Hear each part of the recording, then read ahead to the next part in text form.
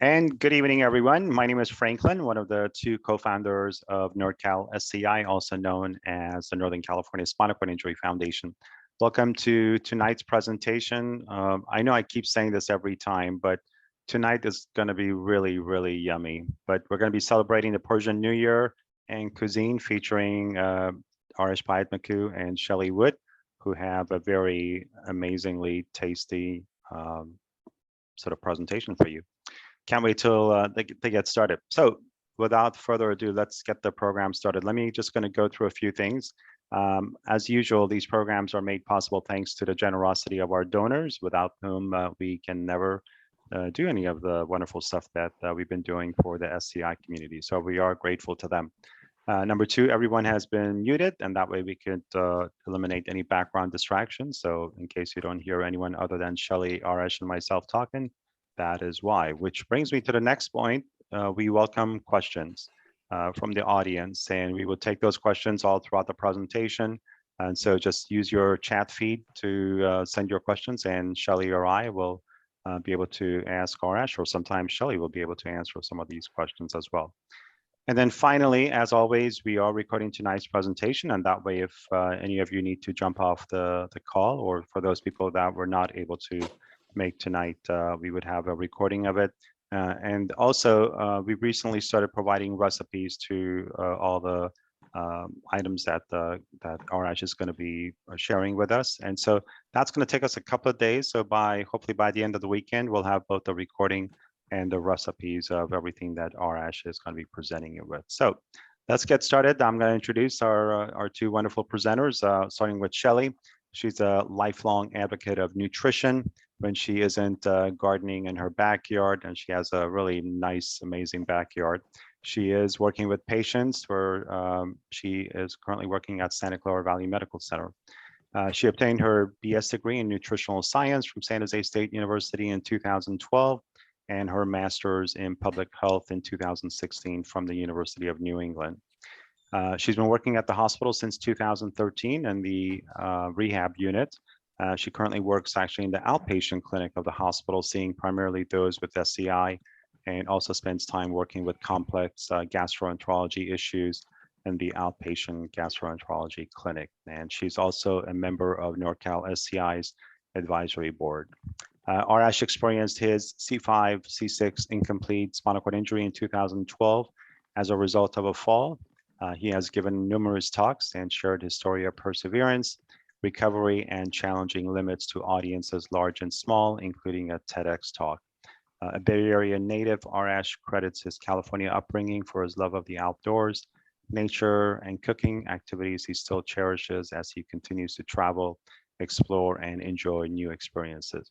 He's married with two young kids, and also serves on NorCal SCI's board of directors. So grateful to both of them for their service, not only to our organization, but also to the greater SCI community. And without further ado, Arash, Shelley, please go right ahead. Thanks, All Franklin. right. Hi, Happy Shelley. to be here. Hi, Arash. Shelley's back from vacation, everyone. So she's hopefully got a nice post-vacation glow and relaxed vibe. So we like that. Yes, I do. And I'm super inspired by what we have going tonight, and in keeping with all the fresh food in Costa Rica. This is going to be equally fresh, but with different flavors. So I'm looking forward to learning from you, actually. Let's travel to the other side of the planet. So yeah, and again, the feedback we got a few months ago was people liked the themes of like a certain type of cuisine. So that's what we're trying to do. I think it's the third month in a row now we're doing a cuisine of a particular country or region. So tonight it's all about Persian cuisine, my own personal background. Just so for a simplicity, sometimes people are like, where's Persia? What's Persia? They're generally used interchangeably. Persia is Iran. Iran's the newer name, Persian. The Persian civilization is a very old civilization. It predates, Islam and everything. So the Persian term is a much older term. That's why some people really prefer to be referred as Persians. Some people kind of use them interchangeably like I do. but we are talking about the food of what is now the country of Iran. And that's my own background. I grew up eating amazing, amazing Persian food because of my mother and my aunts and my grandma, whenever I got to see them. But I have to say, I'm still getting better at cooking some of these things too. But tonight we're going to introduce you to a few favorites, and we're doing it at a very fitting time. So Persian New Year is the first day of spring, which is just in a few days, March 21st. And that's the biggest holiday in the area by far. I mean, the whole place shuts down for 2 weeks. It's kind of imagine like Christmas, Hanukkah, Easter, everything all in one. That's how it goes. Like everything shuts down. It's a celebration of spring. That's when the new year happens on the calendar. And so there are lots of foods associated with it. And I got to do a lot of talking, so I'll cut down cooking. So I got to cut down on the talking. But what I'll say is the theme is green. It's spring, and the parts of the country that produce a lot of the vegetables, this is the time when they're starting, where it's all about green things, herbs. One of my favorite aspects about Persian cuisine is the amount and quality and variety of herbs, fresh herbs that we use. So you're going to see some of that tonight. We're going to make a couple of dishes. And by the way, I'm making everything pretty with standard ingredients. I don't want, as usual, anything to be hard for you to find. I might mention a couple things here and there that if you do access a Middle Eastern or Persian grocery store, or sometimes even like an Indian or Pakistani grocery store, whatever, depending on where you live, you might have access to all of that or none of it.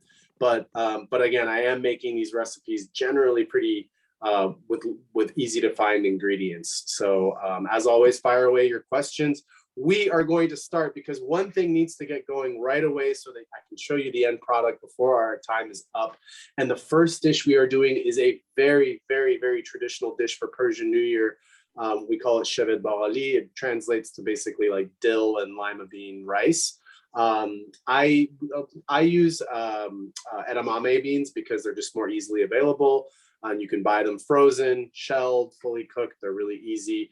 So this is a really straightforward dish in a way because it's just a couple of ingredients. It's just rice, dill, edamame beans, a little bit of seasoning, but that's kind of it. We are a rice eating culture. We love it. But the type of rice that we use, and this is important if you want to make these dishes, is basmati. These days, it's pretty easy to get your hands on basmati rice. So we are going to be using basmati rice. And let's get going right away because I did some prep already and I want to show you guys. So I'm going to use a rice cooker. I feel like many people these days have a rice cooker. You also might have an Instant Pot. I know that's really popular these days, and I know Instant Pots have a rice cooking function most of the time. So that's what I'm going to use to keep this really easy. I have basmati rice here, 2 cups. I washed it. It's very, very important that you wash your rice, especially jasmine rice, basmati rice, the white rices. There's a lot of dirt and starch that comes off of it. So I rinse it 2, 3, 4 times until the water runs clear. But this is washed basmati rice. And then this dish, like I said, it's really straightforward. It's just rice and a whole boatload of fresh dill. And if you've never seen what dill looks like fresh, I know sometimes people find it dried. That is not an appropriate substitute for this dish. You have to get fresh dill. It comes in a big bunch usually, and it looks like that. This is an herb that you don't want the stems. So it is a little bit of work. You have to kind of pull the leaves off. So I'm just showing you guys. It looks like that. It comes in a big bunch. And this is almost 2 bunches, 2 big bunches that I chopped up right here. So all I'm going to do is, this was just a little bit I wanted to show you guys. All I did was just pick all that dill ahead of time and I chopped it up.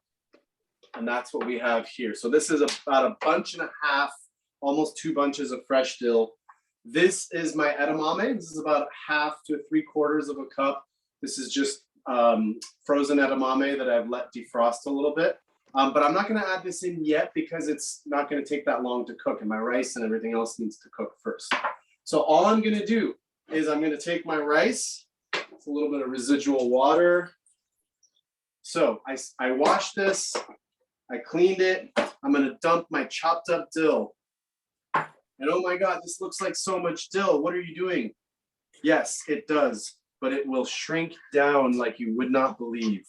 So all I'm gonna do is just kind of gently fold this into the rice. It doesn't matter because at the end, it's all gonna mix together and make the most fragrant, beautiful rice dish you could imagine. I'm gonna add a little bit of seasoning, which is just a pinch of salt and a little bit of pepper. And I'm keeping it pretty simple. Turmeric is probably the most used spice in Iran, although we use a lot of different spices as well and blends. So I'm gonna add just a little pinch of this, of turmeric, about a quarter teaspoon. I'm not gonna add a lot because I don't want the rice to turn yellow. I want it to be really beautiful and green. So that's basically it. And with 2 cups of rice, with basmati rice, and especially if you're making a Persian dish, you don't typically do the 2-to-1 ratio that other rices might call for.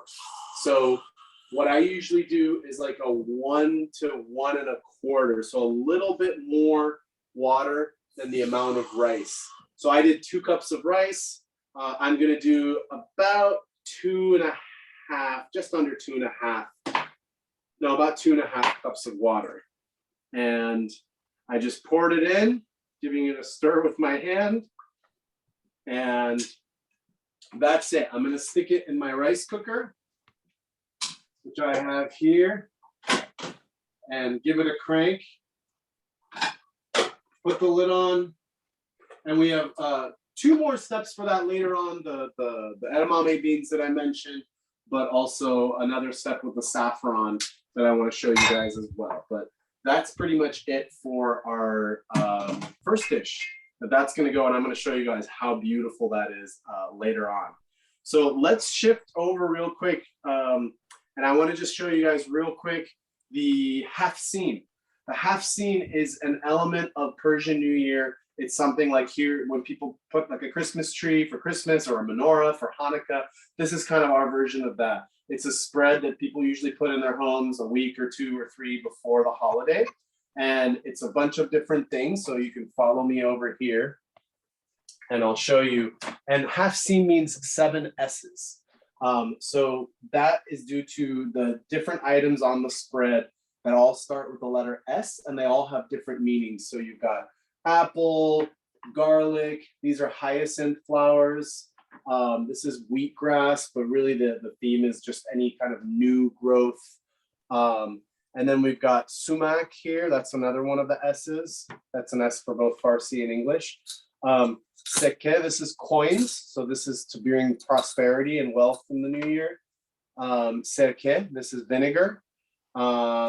And then a mirror, that's a sign of kind of good health and prosperity and everything as well. And there's usually a bunch of other items as well that don't start with the letter S or do that also can be in the spread. This is about as minimal as you can get. So this is all we had kind of time for our spread. But that's kind of if you go into anyone's house during this time of year, it's a beautiful thing to see and have set up. And each of those things has different meanings. So I just wanted to give you guys a quick intro on that. Shelley, any comments so far? Or should I move on to the next dish? I'm learning so much right now. Thank you for sharing this. So I have comments on fresh herbs, dill, turmeric. So just tell me where to sprinkle that in. Okay, cool. Why don't I'll gonna get the next thing going in the food processor and intro that, and then maybe that would be a good time while I'm kind of getting that going. Perfect. Is that Hey, okay? ARASH, Yeah. a question on the rice Sure. cooker. What kind of settings do you use for the rice cooker? So for the rice cooker, I have a timer rice cooker. I usually cook it for about with basmati rice like 30-45 minutes. And so I don't know, different rice cookers have different settings. That's where I can't speak to that because they're all kind of different. But typically if you have like a medium setting, so it's not going to be as long as cooking brown rice, but it's not going to be as short as like cooking like steamed short grain rice for like Chinese food, or jasmine rice for Thai food. So something in between. Cool. Cool. All right, let's move on to probably one of my favorite dishes, because there are like 100 different ways to make it, and it's got a really fun name. It's called kuku. It's often translated as a frittata, but I don't think that's accurate, because a frittata is very, very eggy and like with some other stuff in it. And this kuku in general is all the other stuff, and the eggs are just kind of part of it.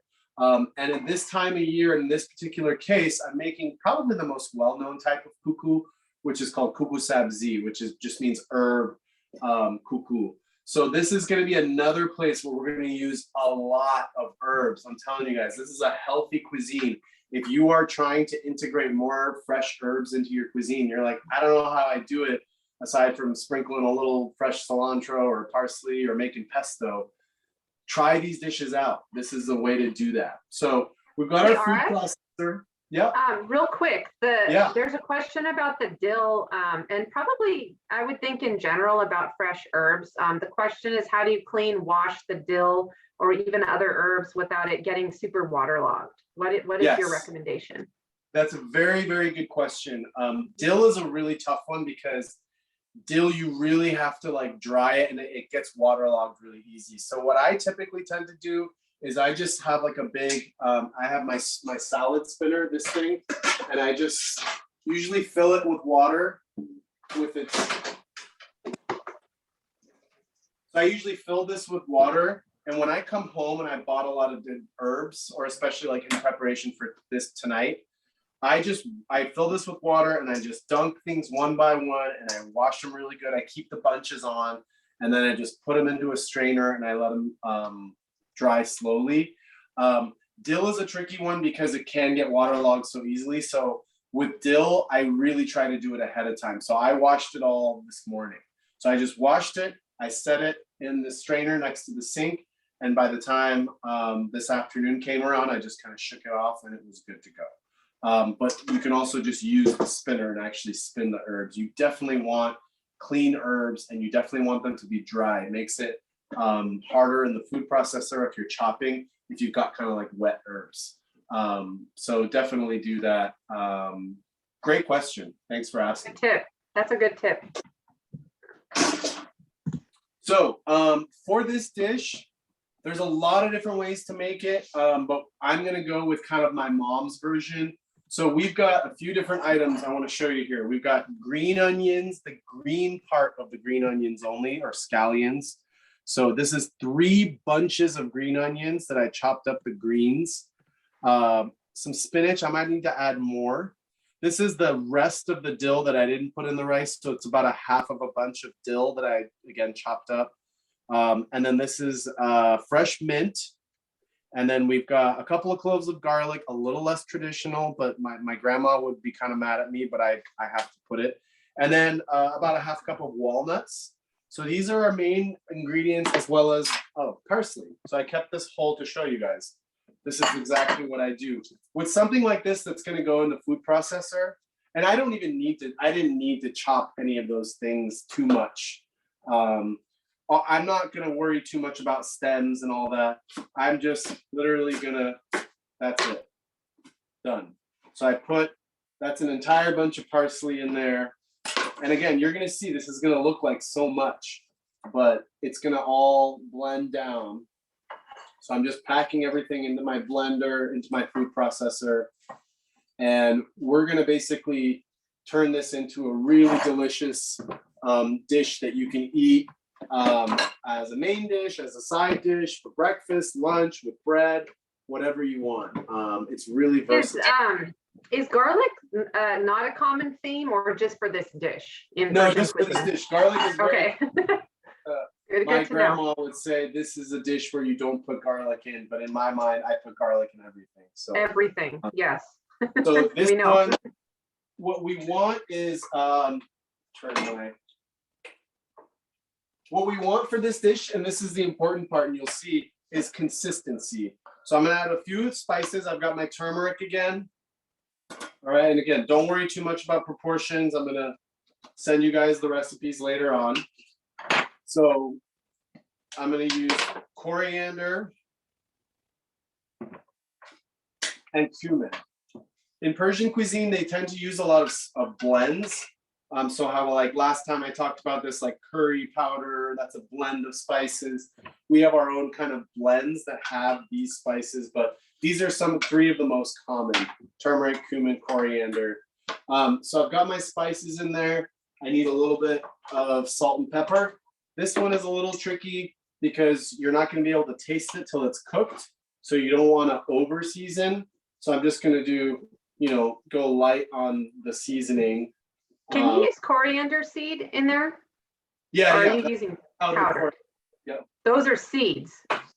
Yeah, so I've got the seeds too. So this is coriander seed, but then most of the time people buy it as a powder. And coriander is another word for cilantro. So this is all the same plant. This is the seed, turns into the powder in here, and the herb is what we know as cilantro. Cool. So I've got my seasonings, I've got my herbs. I've got 5 eggs that I cracked here, so I'm going to put those in. All right. And then I know, even though it looks kind of dry or wet right now, that it's going to need a little bit of just a little taste of flour to kind of help bind it. So I've made this dish many times. I know about how much to use. It's about a teaspoon. I'm using chickpea flour. You can really use any flour, all-purpose flour, rice flour, gluten-free, it doesn't really matter. This is a pretty forgiving dish. And I'm going to blend this up and pass it to Shelley. And all I'm going to do is kind of tinker with the texture. And I'll show you guys what I did after. But I've been talking a lot, so I want to give you, Shelley, a chance to talk. So I'm going to get this going. Okay. I don't even know where to start. You've touched on so much of what I put together for my notes, but let's start with the dill, because you've already shown us the beautiful dill that you're using. Dill's amazing. It's seen with pickles usually, salad dressings, potato salads, fish, that kind of thing.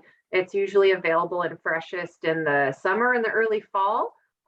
It's native to Western Africa, Mediterranean regions. Dill seeds are stronger, they're more flavorful, and they're often used in Scandinavia and Germany. So basically dill is used all over the world. And seeds do taste like caraway seeds. The green, it was kind of dark in the screen, but the green leaves are really wispy and really pretty and fern-like, and they have a really good sweet taste. It's been used traditionally in herbal medicine. It's been used to help manage and prevent digestive issues and bad breath. There's also research that suggested that dill might help with lowering cholesterol and improving blood sugar and all kinds of awesome things. The studies, though, look at extract of dill, which means that it's really concentrated and potent, and they weren't looking at actual leaves in the studies. So in order to duplicate a lot of the effects, you would need to eat a huge amount of dill. Anyways, the bottom line about dill is, or any fresh herb really, is using that to add flavor to other foods. The health benefits really come with enhancing the healthful foods that you're adding the dill to, and it makes it more fun. So I also wanted to brush on turmeric, because he has put that in a couple of things already so far, and I think he's not even done yet with the turmeric. And I actually have had a lot of increase in patients who are asking me about turmeric supplements over the last couple of years. It's kind of a hot supplement that a lot of people are interested in. It's a spice that comes from the root of the curcuma longa plant, which is part of the ginger family. And the major ingredient in turmeric is curcumin, which gives it that yellow flavor that could stain everything that it touches. It's been studied for antioxidant and anti-inflammatory benefits. And the research looks at this has to do with the effect of inflammation on many conditions, from arthritis to bowel issues, which I deal with a lot of the time, like ulcerative colitis with my patients. It's been used extensively in Chinese traditional medicine, in Indian Ayurvedic medicine for pain, It's being studied for potential health benefits for mental health, cancer and heart disease prevention. So this is like really a supplement and a nutrient that's been looked at really heavily. But the bottom line is really turmeric is tasty. It's a really good nutritional addition to a lot of dishes, with the potential side effect for improving health, but it's really not a miracle supplement. There still is not a lot of solid proof that turmeric is a miracle supplement yet. So save your money. I would suggest doing what ARASH is doing. Use fresh turmeric in your food prep. Maximize its benefit actually by mixing it with heart healthy fats like olive oil, avocado oil. That helps maximize absorption of turmeric. Definitely discuss using turmeric with your doctor if you don't currently have it in your diet, because it does interact with certain medications that prevent blood clotting. So if you have blood clotting medications on board, you're going to want to tell your doctor that you're using turmeric. And remember, supplements can't replace a well-rounded diet. If you have a poor diet, then taking a turmeric supplement is not going to be a miracle for you or do anything spectacular. So do what ARASH is doing here and add all these things into your cooking to enhance their flavor and boost the nutritional benefit for them. Awesome. We have a quick question, Arash. What brand of food processor are you using? It looks like the lid swivels on easily. Yeah, it's it's sorry about that. Cuisine. Yeah, so it's Cuisine. I'm really sad because it's cracked and broken. I've super glued it like 3 times. I'm really trying to salvage it and not buy another one. It does, the lid just kind of goes on like that, and then it's got the little piece to do other stuff. So I really like this food processor. It's been good to me, but it's probably at the end of its life, since as you can see the handle is broken. So so I want to show you guys what I'm looking for here. This is kind of about right in terms of the texture I want. It's still even maybe a little too wet, but this is about right. You really don't want it to be like I said, really runny or eggy. It probably could even use more herbs, but I'm just going to go with this for now. And this is ready to go. So what the next step is now that that's blended, I've got a frying pan here, and this is important. You want a frying pan that can go into the oven. So you want a metal handle pan like I'm using here. And you can do this on the stove, but for ease and simplicity, let's just stick with doing it in the oven. All I did was heat up about a teaspoon of olive oil, and I'm going to pour this in here. I'm going to let it kind of set. I'm not going to mix it. I'm not going to do anything. I'm just going to kind of flatten it out and give it 2 or 3 minutes to cook in the pan on medium heat till it kind of just starts to take its shape. And then I'm going to put it into the oven for about 20 minutes. And that's about it. So I'm going to get that going here. I'll show you guys the initial step, because this is always fun. Little sizzle.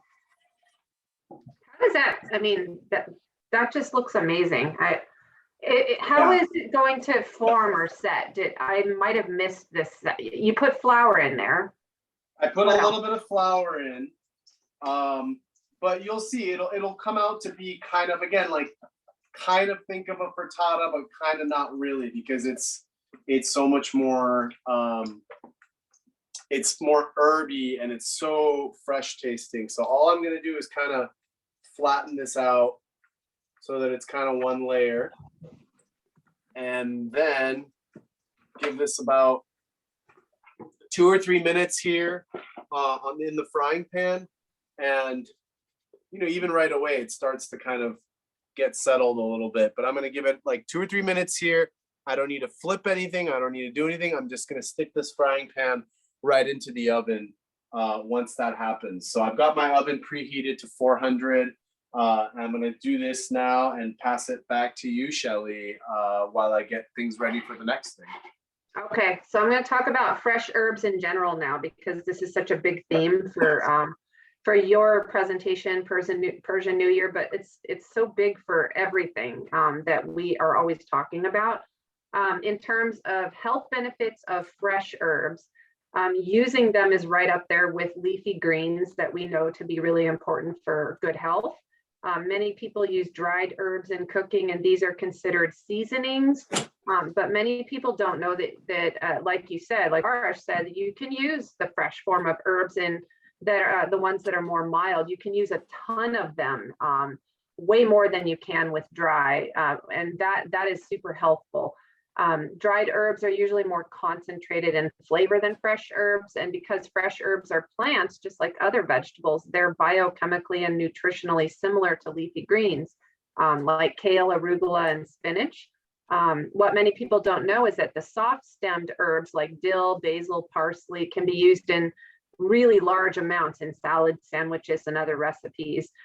Some certain herbs need to be used in smaller quantities, like you wouldn't want to use handfuls of rosemary on anything. That would be a little overwhelming. Mint is a little overpowering, but a lot of herbs that are soft stemmed are mild and sweet in flavor, and you can use tons of them. And the more you use, the more vitamins A, C, and K, and polyphenols, which are plant compounds that have the antioxidant and anti-inflammatory properties that I talk about a lot. Polyphenols are only in plants, which is why we always talk about having a plant-rich diet so we can get these things and help. And there's been a lot of studies that have shown reduced risk for certain cancer and heart disease, diabetes, osteoporosis, neurodegenerative diseases, and polyphenols in plants are also studied for their role in reduction of chronic inflammation and the role that plays in those diseases. So beyond what Arash is doing here for us for the Persian New Year's presentation, I found a lot of other really good ideas that I'll share where I can during this presentation, so you can add more fresh herbs to your day-to-day. That's really cool. It's super formed, and so the rest of it gets done in the oven then, huh? Rest of it gets done in the oven, and then I'm going to show you the trick that my mother showed me, because she makes the best kuku, and a lot of people make it and it can be a little bit kind of greasy, but my mom showed me a really great tip recently to make it even better, as well as well, yeah, I can talk about that in a second, but yeah, that's it. It's pretty straightforward, and I didn't think I mentioned this earlier, but guys, you can use whatever herbs you like. The idea is you use a lot. You can use basil, tarragon. I meant to actually use some tarragon because I really like that combo. And it doesn't, the recipe's not like you need this much of this or more of that.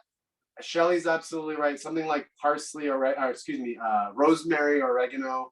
Those are very strong flavored herbs. Those are kind of more like Mediterranean herbs. Think of like, you know, kind of Italian, Greek cuisine that uses those. Think of, I like the term you said, Shelley, the soft, what did you call it? Soft leaf herbs? Soft stemmed, yeah. Soft stemmed, yeah. That's, so in this recipe or in really everything I'm showing you, it's pretty interchangeable. Mint, parsley, cilantro, basil, tarragon, chives.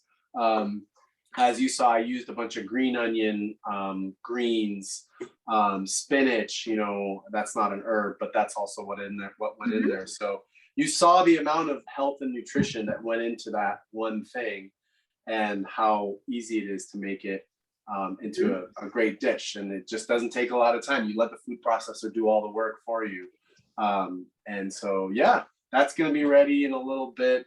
And then I have kind of one or two other things I want to show as I'm wanting these things to cook a little more. But I'm going to pass it back to you real quick, Shelley, and get the next thing going, which is going to be my yogurt and spinach. So. Okay, so I'm going to stick with the herb theme here since we're talking about it. And another good example is, I know that we've done pesto before, and I actually did pesto a couple days ago, and I used like 4 packed cups of pesto in my sauce. And honestly, that, you know, it didn't produce very much in quantity, but it was so full of flavor.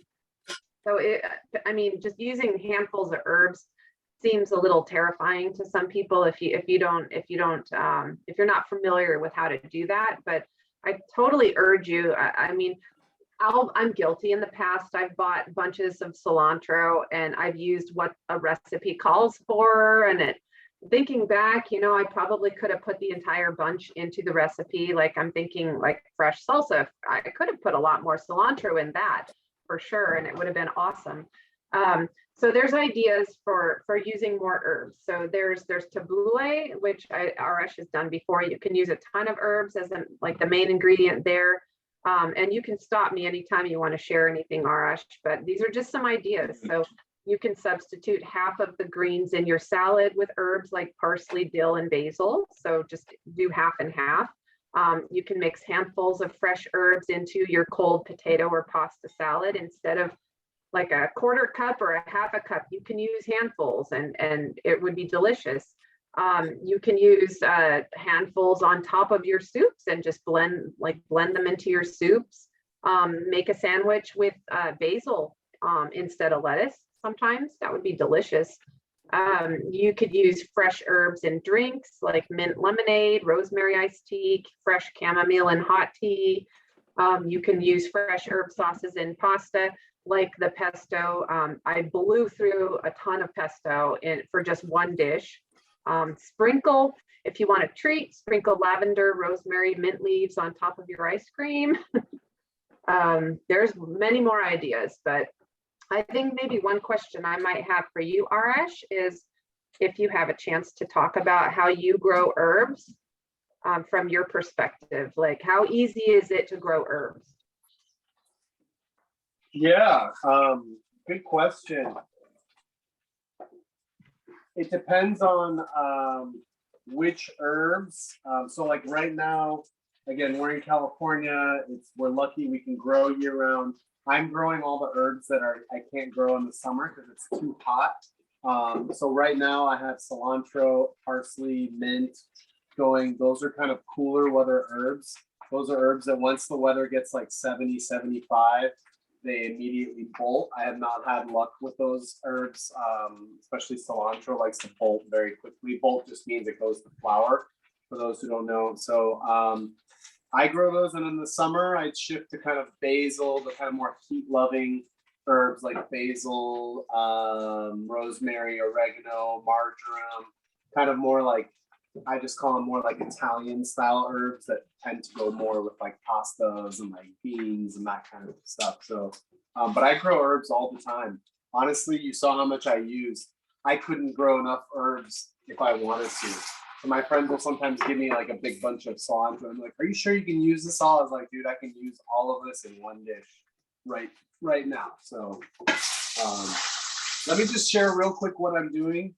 I am preparing a dish that goes very commonly with the rice that I made, and it's very simple. It's just yogurt with sauteed spinach and garlic and lemon mixed in.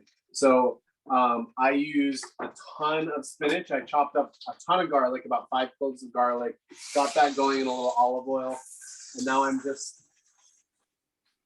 added about half of a pound, because this is a pound. I added about half a pound of spinach. And again, it looks like a lot, and if it wasn't green enough and healthy enough for our rice, this dish is going to make it even more. I often actually prefer to make this dish with chard. That's a little bit less traditional. In my cuisine, it's typically made with spinach, but I like chard better because I just like the flavor better, and it's probably my favorite leafy green to cook. But spinach is also really easy because I can just use it right out of the package. And usually I should rinse it, but when it's organic, I'm less concerned. So I'm just kind of cooking this down here, just very simple saute. And all I'm going to do is once this is cooked, I'm going to mix it into my plain yogurt. This is just plain yogurt that I have. Give it a squeeze of lemon and a little bit of salt and pepper. I am going to add a little bit of turmeric again to my spinach for some seasoning. And then that's going to be another thing ready to go. So pretty soon we'll start putting everything together, and I'll show you guys the last kind of finishing touches. So other questions? Yeah, Shelley, what about you? What's your experience with growing herbs? Do you have any pointers or things you wanted to share? We're really lucky. We have a greenhouse, so we get to grow foods that do better in hot weather. in colder months. We don't have any kind of heat in the greenhouse, but the heat from the sun really does make a big difference. And it's kind of humid in there when it gets warm. And so we've got, right now, obviously, we have a bunch of lettuce growing and cilantro, and I think we've got some basil coming up. So we do have some unusual plants that we can grow. Lettuce is really hard for us in the summer, but we usually have at least a couple of herbs going at all times. And I do go through those quite a bit, maybe not as much as you, but I do go through herbs quite a bit. And I've been known to throw handfuls into my salad, and I love that. With something just like simple, like a squeeze of lemon and some olive oil over the top of that. And I'm just super happy with that. So yeah. Another really great way, you mentioned a lot of good ideas, but another way to use herbs is, I've done this in a few of these sessions, is like when you make a sauce, like a blended sauce. I've done it a couple times. Use an herb, you know, if you're making a salad dressing or a sauce for like a grain bowl or whatever. Pack it with a couple of herbs or one herb or whatever you have on hand. Make that the star, because it looks like a lot of volume, but as you see, when you blend it, it really comes down. And so you can add quite a bit of flavor and health to something with it, and really highlight that flavor. So I like that idea. Salad dressings, a lot of them do call for, you know, a sprinkling of this or that. That would be an excellent way to just throw like handfuls of herbs in there and just like further enhance the recipe. Easy to do, and they're not expensive either, really. You can find herbs. I mean, some of them are more expensive than others, but what are your thoughts in terms of cost? Yeah, it's really economical. Again, if we have to always, I always talk about this kind of shifting the thinking of like your plate, like thinking of like eating a different way of like, oh, what's in the middle of the plate or what's on the outside. That's not how I think about it. And so when you think about herbs, like, yeah, even in like Safeway and stuff, it's still like, for like conventionally grown cilantro, parsley, I think it's 99 cents a bunch. So even if you use a few bunches of it, that's $3-4. Like, that's not that much. And when you realize how delicious it is and how much health there is, Shelley, correct me if I'm wrong. I read something recently that like parsley, again, very few people eat massive amounts of it, but parsley, like pound for pound, is even healthier than like kale. And is that true? Yeah, it's definitely up here in terms of nutritional benefit. And another way to think about cost benefit analysis here with your eating is, yes, look for stuff on sale, grow stuff if you can, but think of it in terms of the cost of medical insurance and like saving yourself lots of money in the future. If you're doing things this way and you're eating healthy this way, you're basically investing in your health, and in hopes that maybe one day, because you ate all these healthy things in abundance earlier on, that it'll spare you some troubles when you get older. So yeah. We have a question here about the yogurt. Plain yogurt, not Greek. Would it be too thick if Greek yogurt was used? Yeah, these are great questions. Yeah, I mean, you could do it with Greek. It would be quite thick. So I like to use just kind of plain normal yogurt, whatever you want to call it, because I want it to be kind of like a little more liquidy. But if you use Greek, you'd have to add some kind of moisture to it. You could add a little extra squeeze of lemon to kind of like thin it out a little bit. But yeah, I use normal yogurt. But if you have Greek on hand, then that's totally fine. That's a good question. Very good question. So I wanted to introduce a couple of things real quick. These are a couple of things I'm going to add to the things I made, and intro you to a couple of things. So these are a little bit more bonus. It's not required. The first is saffron.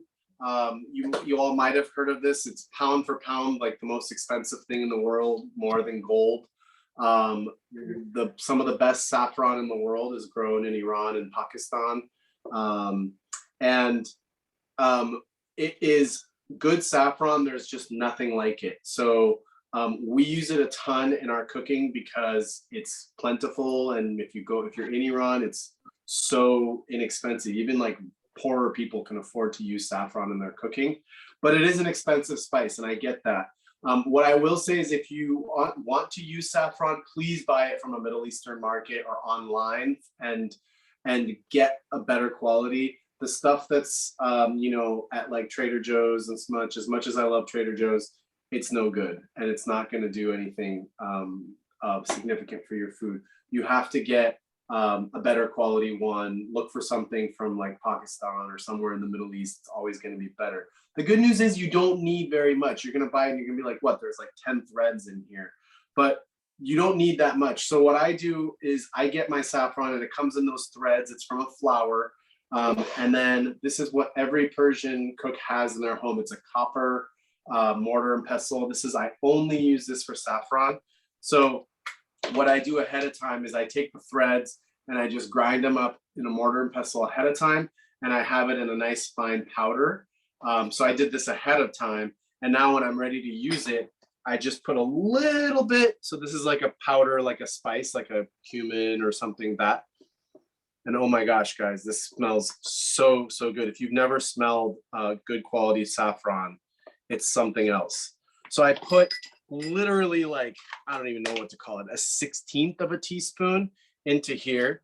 I add about a tablespoon of water, ideally hot water from your sink is fine, but I had a little leftover hot water. So I had about a tablespoon of water. And this is something that Persian cuisine we do for most of our rices. They also use this for like marinades, for like chicken kebabs or like fish and other things. We use saffron, and it has a subtle flavor, but an amazing, amazing aroma. So all I did, again, this is a bonus. You don't have to do this. I'm just showing you this, that if you do get your hands on some decent saffron, or if you can buy it online now too, but if you have a Middle Eastern market and you can get your hands on it, this is a great way to add this to your food. So I have, like I said, about a tablespoon of water that I mixed in here, and I added my edamame to the rice. And then as my rice is getting close to being done, I'm gonna pour this last bit of saffron water into my rice. And in a minute or two, I'm gonna show you guys how beautiful this rice is. But the moment I do this, the whole room will smell like saffron. And it's just incredible. So my rice is going to be ready in just a minute. I'm going to take a peek at my kuku, which is cooking up nicely. How does it smell in your kitchen right now? How does camera person, how does it smell? Fantastic. So I love these opportunities. Give me a chance to revisit stuff and learn things. And I learned so much getting ready for this presentation. I mean, it boggled my mind. So I read about saffron. I don't use saffron in my cooking, but I think I will now. But I read that it is obviously one of the most expensive spices that you can use in your kitchen. And the reason why is it takes 75,000 flowers to get a pound of saffron, which is why I think it's so expensive. And there's no way to do it by machine. They've found no way to do it. Each flower has 3 threads of saffron, and there's just no way a machine has done it. So it's all done by hand.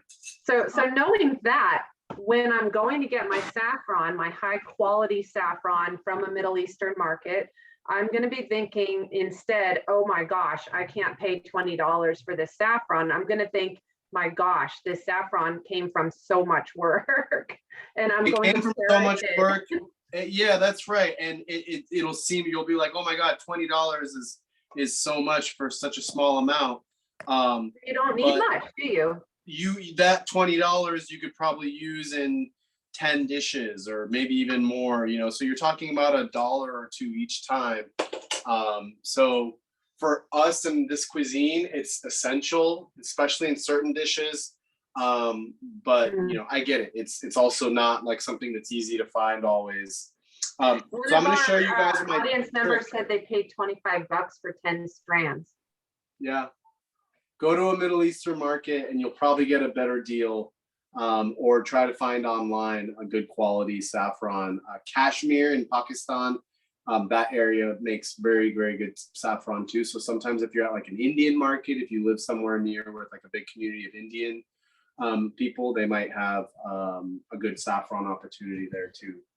So guys, real quick, I just want to show you my kuku is getting close to be done. So what I did is I just took my spatula and I kind of cut it into slices. And then what I do, this is the trick my mom taught me, is I only used about a teaspoon of oil at the beginning, and now I'm going to use about another teaspoon, and I'm just drizzling that on there. And I really want it, and I cut it, I kind of scored it, and I really want that oil a little bit more. So probably about a tablespoon or so of olive oil. And that's all I'm doing. And I sprinkled that on. I'm going to put it back in the oven for a few more minutes, but I'm going to sprinkle it with one other ingredient, which is another kind of bonus ingredient I wanted to share with you all. Again, this is definitely something that you have to get either online or at a Middle Eastern market, but it's so good. And I kept the package to show you guys. So it's called barberries. This is a berry that comes from a shrub that grows in the desert. It's very sour. So think of like the tartness of a cranberry, but much smaller, almost like a currant, if anyone's ever seen like dried currants. But we use these a lot in our cuisine. This is what they look like. They're dry. And they have such a great flavor and tartness. And there's dishes that highlight barberries much more than the ones I'm making. I'm just showing you a nice way that I use these and wanting to just introduce the ingredient because it's something kind of fun. So what I do after I do my olive oil is I just sprinkle some of these barberries on top here, and they'll get a little kind of black and crispy, but it doesn't matter. They taste so good. And you got to remember, with the frying pan with a metal handle that goes in the oven, don't make the mistake. I've made plenty of times and burned my hand, but you always want to use your oven mitt. So I'm going to put this back in the oven for another maybe 5 minutes, and then it'll be ready to go. And I'm just waiting for my spinach to cool down. I don't want to put hot spinach into cold yogurt. It'll just kind of not do well. So I'm probably going to do that last. So I'm just going to show you guys one other, I don't know if I call it a dish, but something else that's going to be part of this meal. Because this is something that's very typical of like a Persian food meal. And this goes for like breakfast, lunch, or dinner. Oftentimes for breakfast, actually, you'll see this. So this is just called Sabzi khordan, which translates as, you know, eating herbs, basically. So this is something, this type of spread is something you see very frequently as an appetizer, as for breakfast, a savory breakfast. So I have some bread here. This is a sangak bread. I got this from a Persian market locally that bakes this themselves. And it's called sangak, which means rocks, because it's got holes, because traditionally it was made in an oven that has little pebbles. So the holes are from the pebbles. But you can use any bread you want. This is just, I got this from, you can use pita bread or really any kind of bread. And you usually cut them into like smaller slices, toast them up. And then here we have some cucumbers, some cilantro, fresh onion, white onion here. I got some mint, regular spearmint, more parsley. This is mint from my garden. This is a Laotian mint, which is really nice. Some walnuts and some feta cheese. Persian food, we don't eat a ton of cheese, and the only one really we do is feta.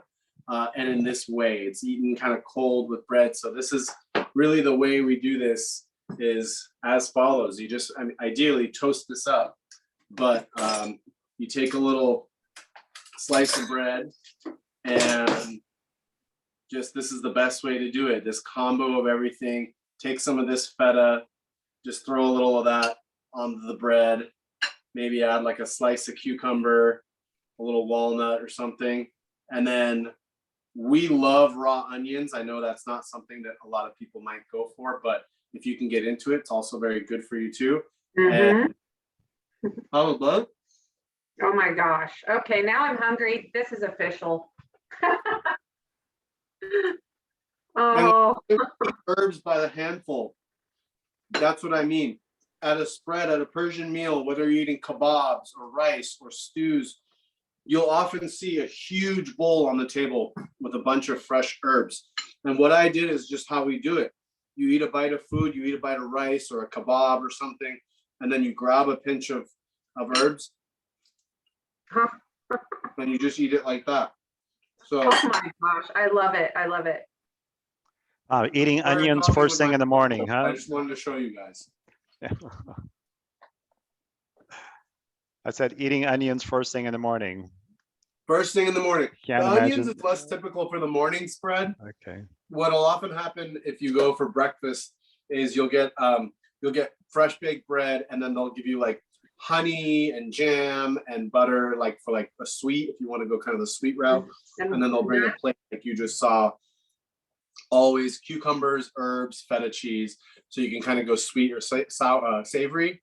And then you just take your bread and you kind of go whichever route you want. That's a very, very traditional breakfast eaten all over Iran. So yeah. So I just wanted to show you that, to show again, like, don't be afraid of herbs. Eat lots and lots of herbs. Find a way to integrate them into your cooking. That's what we do.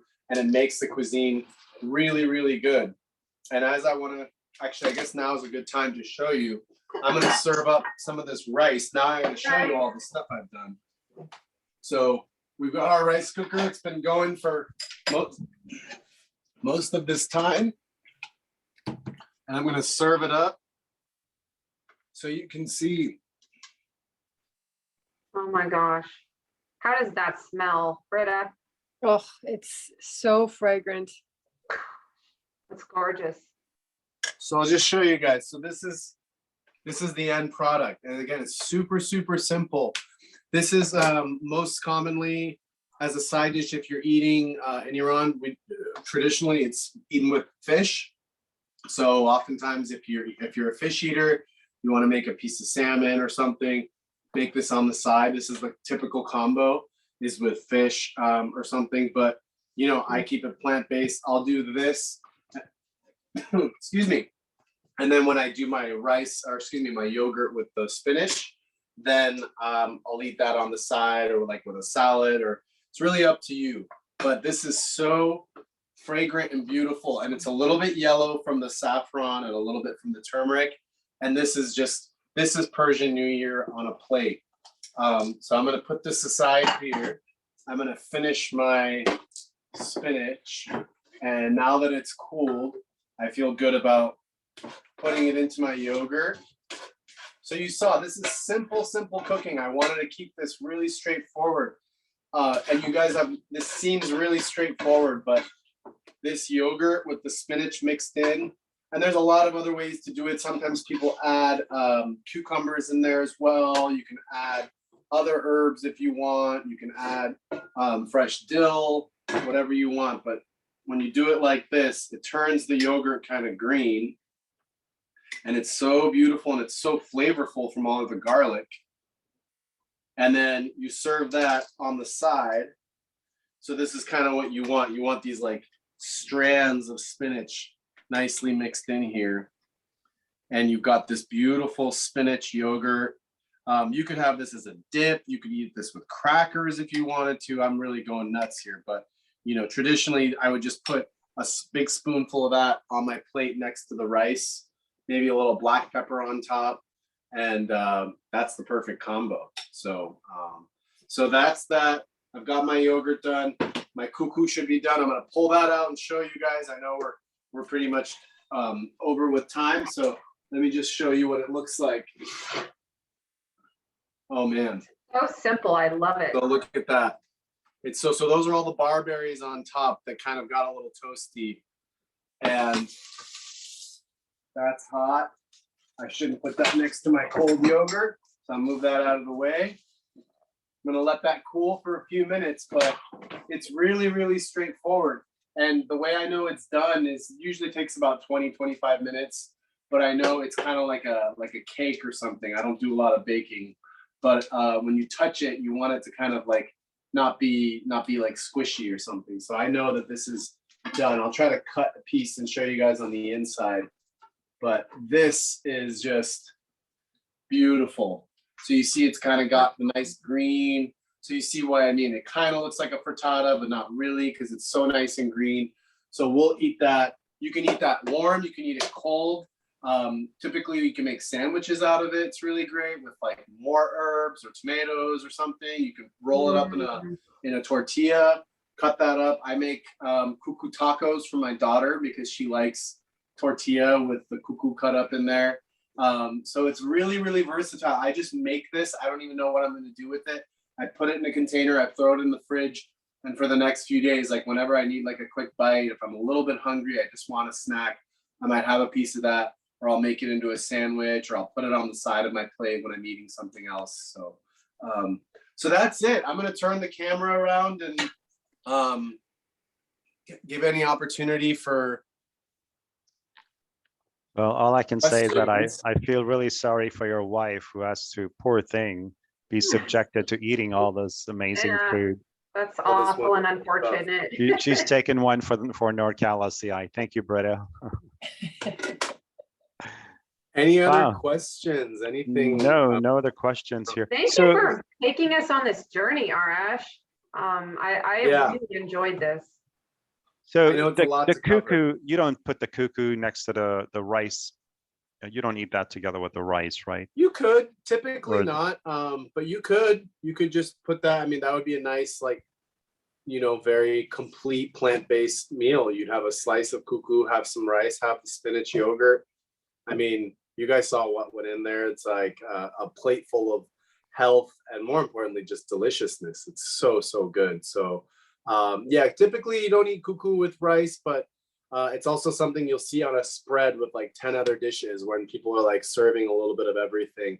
There'll be a piece of cuckoo and they'll take. So there's not really any rules, but most typically you'll see it, like I said, kind of eaten room temperature or cold, as a sandwich or like with bread or with like more like a pickled vegetable is really nice because it's kind of got that it's cooked and it's a little, herby and everything. So having like a piece of bread with some cuckoo and like a pickled cauliflower or whatever you want, any kind of pickled vegetable, it's super, super tasty.